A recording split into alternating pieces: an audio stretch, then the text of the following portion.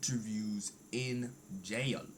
But traumatized me. This got make me remember when I was in jail. It make me remember those dark days and moments I had, bro. It make my girl cry. One rapper collapsed mid-interview and almost lost his life. And another almost lost his leg during his interview. These are rappers' most disturbing interviews of all time. And we gotta start things off with Chicago rapper Real Vert, because Vert got known after dropping songs with Bloodhound Lil Jeff and the other members. So Jeff's death hit Vert hard. So not too long after Jeff's death, he went on DJ UTV to do an interview. And the interview was pretty disturbing, because you could tell that Vert was strung out on something during the interview. Buy expensive clothes, you go wanna stay in expensive hotels, and you know what I'm saying, eat at expensive restaurants because you can afford it. You know what I mean? But like, when you on your way to like becoming rich, that take discipline. Bro, you gotta say no to them designer clothes. You gotta say no to them. He nodding off, bro. 5 perks. What's wrong with You know what I'm saying? Them $500 dinners. You know what I'm saying? Like, you gotta say no to that. That take a discipline. DJ U, T Slick, and Vert were all having a combo since DJ U was trying to lace them up on how to save money and fix their spending habits. But halfway through the debate, you could see Vert nodding off and completely blacking out. When you get a 10 right now, you gonna spend 2. Look, you know how much free money out here, blood? What is that? No, that's not the point, What man. dog is that? That be ugly. You talking about free money. For real though. My father was, you know what I'm saying, right? He overdosed. You know what I'm saying? Bro, that ain't no game. You talking about spending $2,000 on that man, you getting half.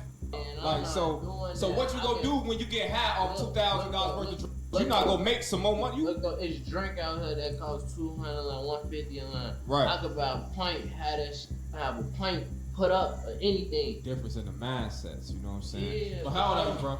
I'm 21. Okay, yeah, that's cool, cause like, I ain't saying I'm doing that. No, but I'm just saying, like, you know, it's you back hurt. Yeah, I'm back. Nigga back to earth. You ready? We been ready, but me and bro was just having a good combo. Come on. But Vert falling asleep during the interview ain't nothing compared to how disturbing King Yella's interview was. During his interview with Cam Capone, he could be seen checking the Crown Royal throughout the whole interview. But after a while, you could see it starting to catch up to him, and he ended up collapsing onto the floor. Now, the Tory Lanez video actually came out where you can kind of see the whole situation of him actually getting stabbed. Have you had a chance to check it out? I didn't see him get stabbed. That last Let me find it for you. What the fuck? Okay, here it is.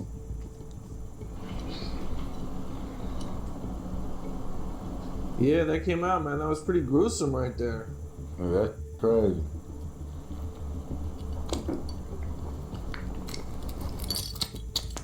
What's your thoughts on the video? That shit's sad. Well, Imagine what bro was feeling at this time. Good.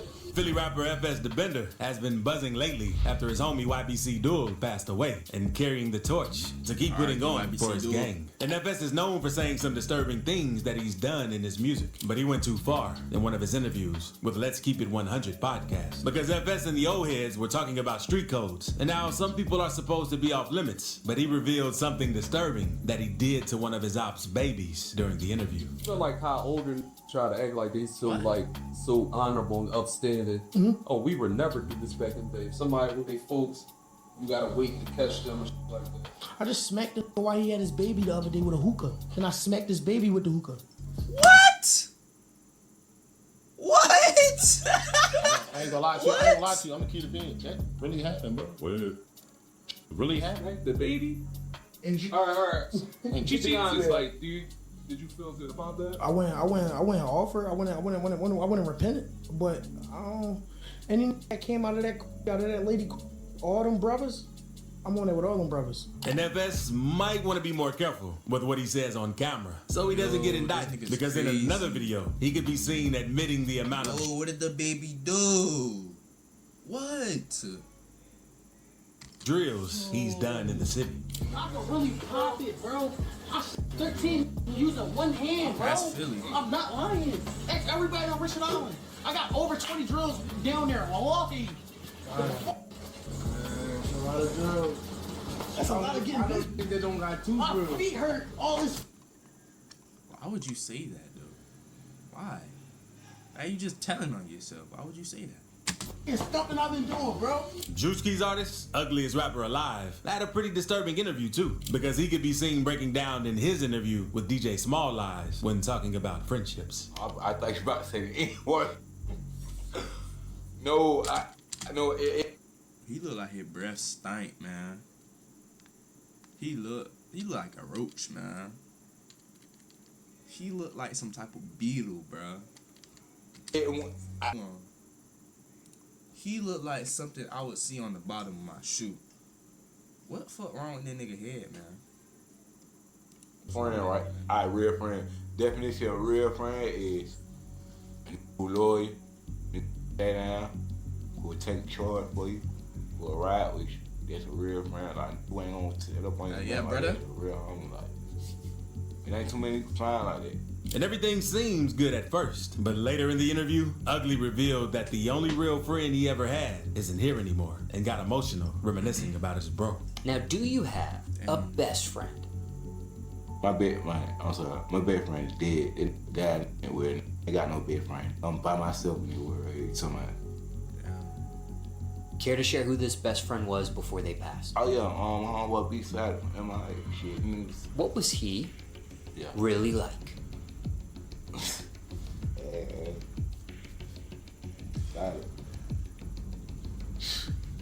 Man, I don't sure. I don't gosh, man. I don't mind. Do you remember the last correspondence you had with him before he passed away? Oh yeah. Damn. Bro got emotional. Ugly was holding up until Small Eyes kept on asking him questions. His name Ugly? He don't fit the description too well though. Why his name Ugly? About his dead friend instead of changing the topic. Now, anything else you want to mention about him or a question you weren't asked? People want to know about him as well. I wish I would have been up with him. I would have rocked out with him. Okay. But Ugliest Rapper Alive ain't the only rapper who broke down mid-interview while talking about one of their loved ones that passed away. Because G Herbo did the same. But during his interview, he was very emotional. And he let everyone know that he felt like it was his fault that his brother isn't here anymore. I look at my text message.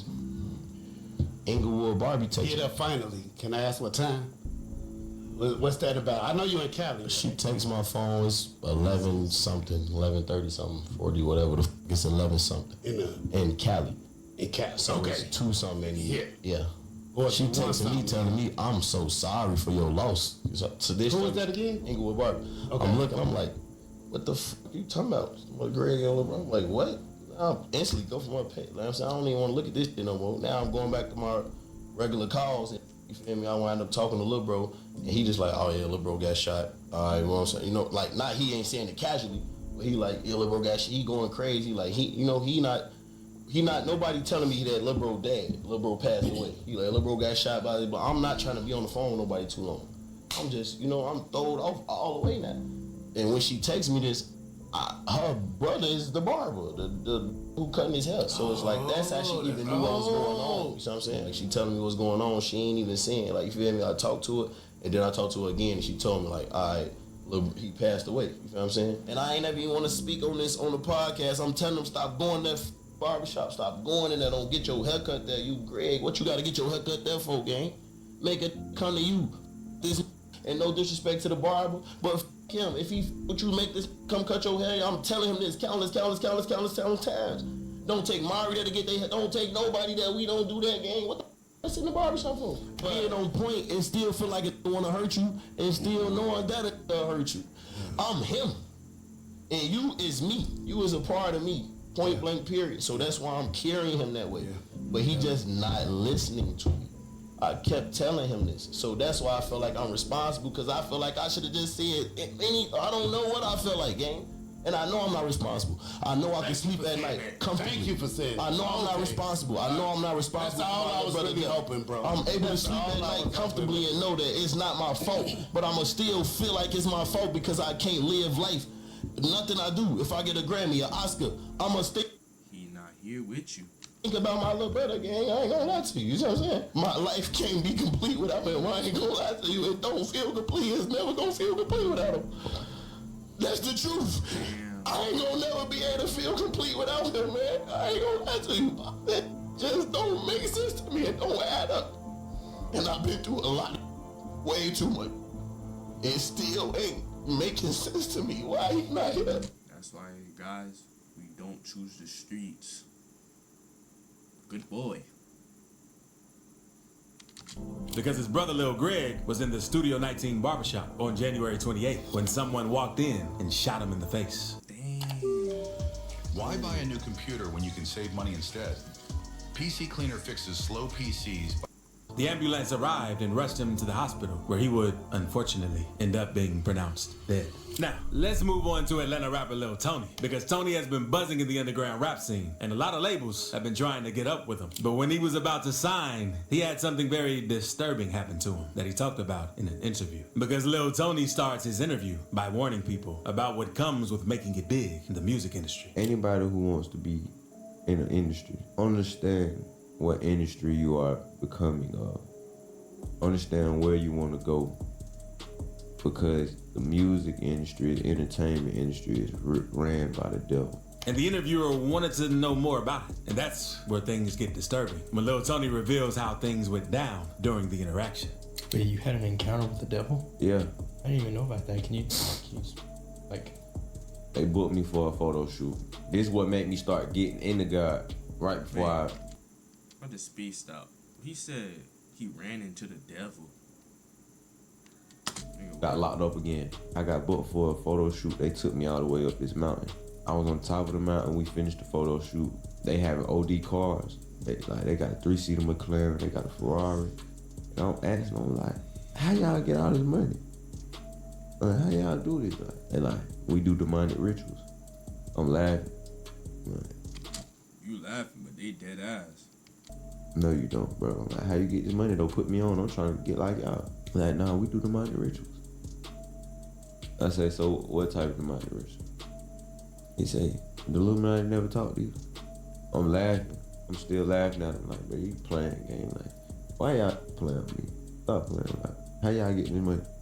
You're like, bro, no, for real. You know what DiCaprio do? Bro, they not a captain, bro. For all the initiation. He was basically saying, either you let them peg you or you do.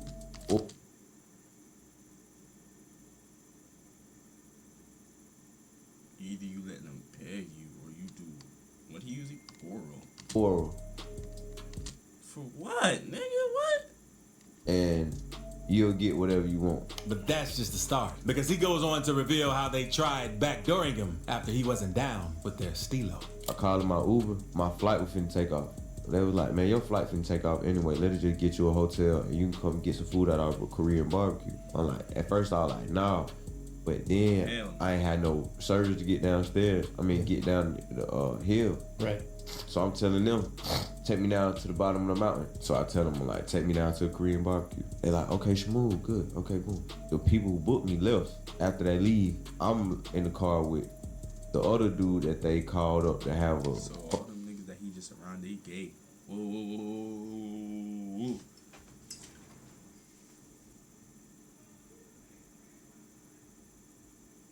Bro, I didn't even peep. There was people in the chat.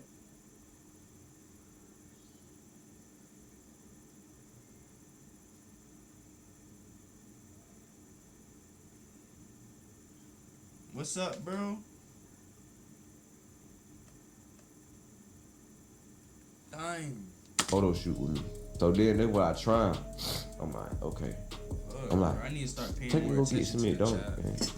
I'm like, Ishmael, I want to go get some McDonald's. He said, we're not going to take you get no McDonald's. We spent all this money to get you up here. It's face change, gang. What? In front of me. You see Venom? Like, yeah, like Spider-Man? Yeah, from Spider-Man. Kind of like that. It threw me all the way off. I didn't know how to get out the car. I would have been got out the car. We in the 3-seater McLaren, so it's like a button you got to push to get up out of there. Gotcha. So he backing in. Now he backing into somebody driveway. He smack up mailbox. So now he hit the button and he get up out of there. Hit the button to get up out of there. I see the button, I'm getting up out of there too. I hit the button. Get what? It's a mailman come out of nowhere.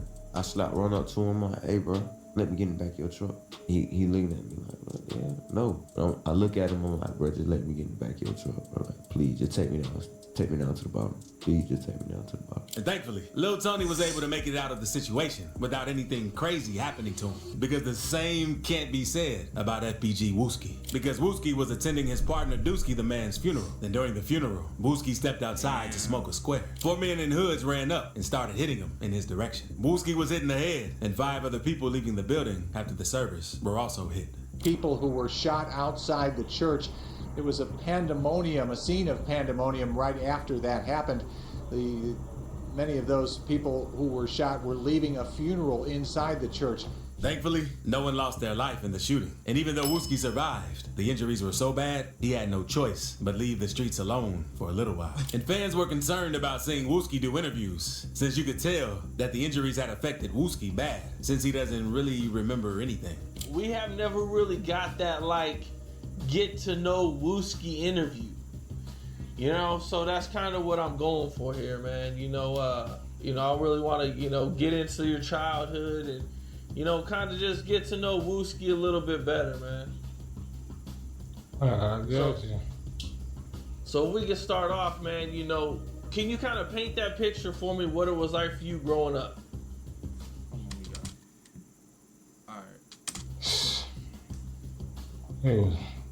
It was a lot for me growing up, but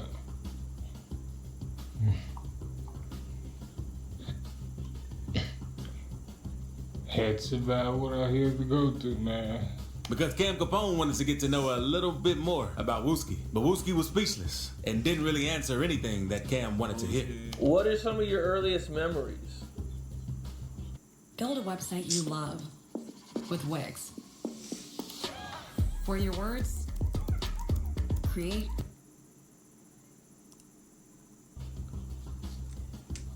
No.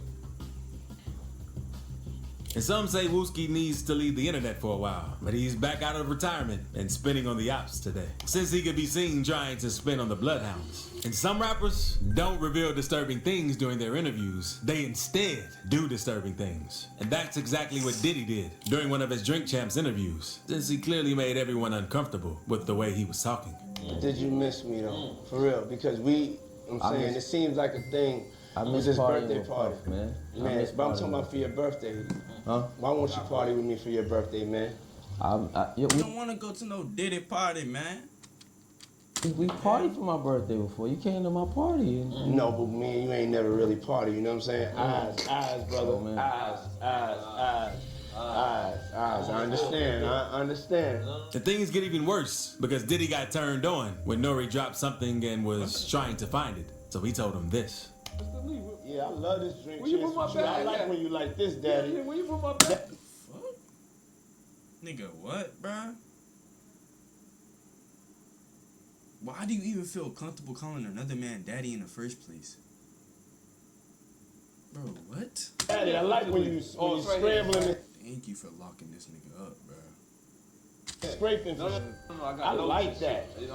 Thankfully, there was multiple people in the room because there's no telling what would have happened. But now, let's move on to OG Tulo because he was having an exclusive welcome home interview with Mike D. And Tulo was just vibing throughout the whole interview, but he could be seen trying to fix his pipe over and over throughout the interview, which was a bad idea since this happened. I asked that because it's a lot of young, what they call them YNs now. They get a taste of the rap money, they get a little head, they get them a bankroll, and then they start going to Cali, get a little herb, then they start. I smoke 30 cigarettes every day. Next thing you know, they trappers. You had a different route, you just went back to what you know. You feel what I'm saying? So I'm just showing them the difference between trying to be something that you're not, and choices we got in life. Those were your choices. Who shot who? That nigga. Somebody got shot? I hope. Y'all good? Put that nigga in safety, ho.